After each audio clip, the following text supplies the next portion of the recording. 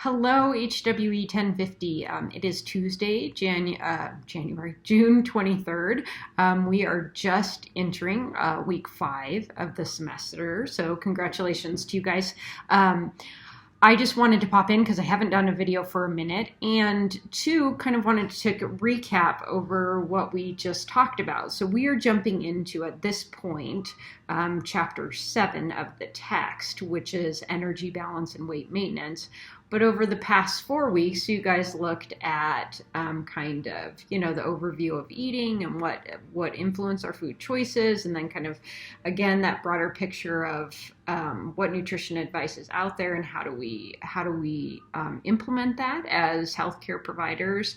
And then we jumped right into the macros and spent a week on each of those. So looking at carbohydrates, looking at fat, and lastly looking at protein. And those 3 chapters I love for many reasons, but macros are such a big deal right now. And I think largely we hear so much information or misinformation out there from social media influencers. So I know I'm speaking to the choir here, but everyone can be a nutrition expert if you have a social media account, which is really too bad. And so there's a lot of information out there that is being shared that probably isn't accurate. So I hope these chapters, the 4, 5, and 6, clarified things for you with the macros. Carbohydrates aren't bad. Protein isn't the end all for everyone. And I think some of you kind of, as I'm going through the discussion from last week, touched on this, is that protein is pretty over exaggerated right now. We don't need loads and loads of protein, yet it's in everything. I mean, you turning around and it's in your coffee, and you're going through the Dutch Bros drive-through and getting your protein coffee. I mean, at some point there has to be a moment where we step back and be like, wait a second, like what is really important here? And looking at those macros and finding a balance, we're all not the same. Thus those distribution ranges, right? So we looked at the AMDRs for carbohydrate, fat, and for protein. That's a range because we're all different and we all have different needs and activity levels, but finding a balance between those. So carbohydrate obviously was the biggest one with 45 to 65%, because that is our primary source of fuel. Whether people like carbohydrates or not, it still is what the brain prefers for fuel. So that being the bulk of our need. Then going into fat and looking at that 20 to 35%, hopefully focusing on those good fats, those unsaturated fats, so more of those plant-based sources of fats versus the animal-based sources of fat, which are saturated fat or highly saturated fat. That's where the new food pyramid, the upside down food pyramid, becomes a little tricky, because what's at the top of that new food pyramid is plant-based protein. And when we're looking at plant-based protein, along comes with that, they hold hands, is saturated fat.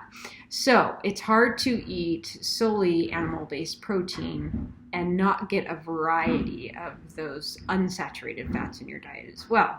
So then jumping on to protein as the last macronutrient, falling between 10 and 35% of our total daily calories. So looking at those whole macronutrient distribution ranges and finding a balance for you as an individual is important, based off of your activity level, probably based off of your age and where you are in your lifespan.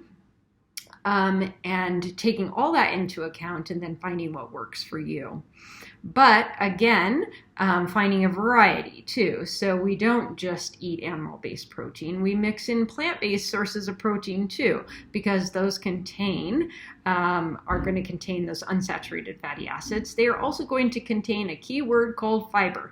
And if we remove fiber from our diet, we see huge problems. So hopefully you gathered that fiber piece when we were looking at the carbohydrate chapter. So lots of pieces to the puzzle there. I think the most important piece is finding a balance and a variety of all those macronutrients. So we're going to talk about now weight maintenance, and energy balance, and how that plays a role in calories in and calories out, what that looks like.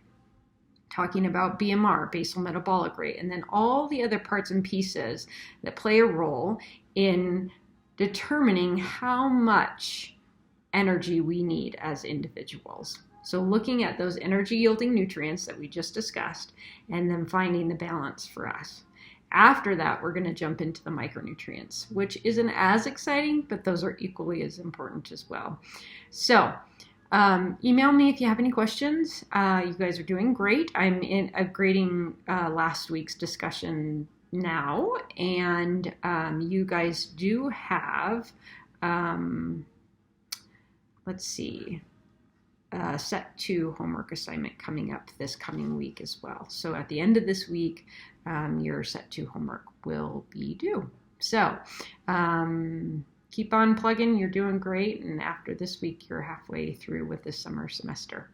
All right, take care. Have a great week.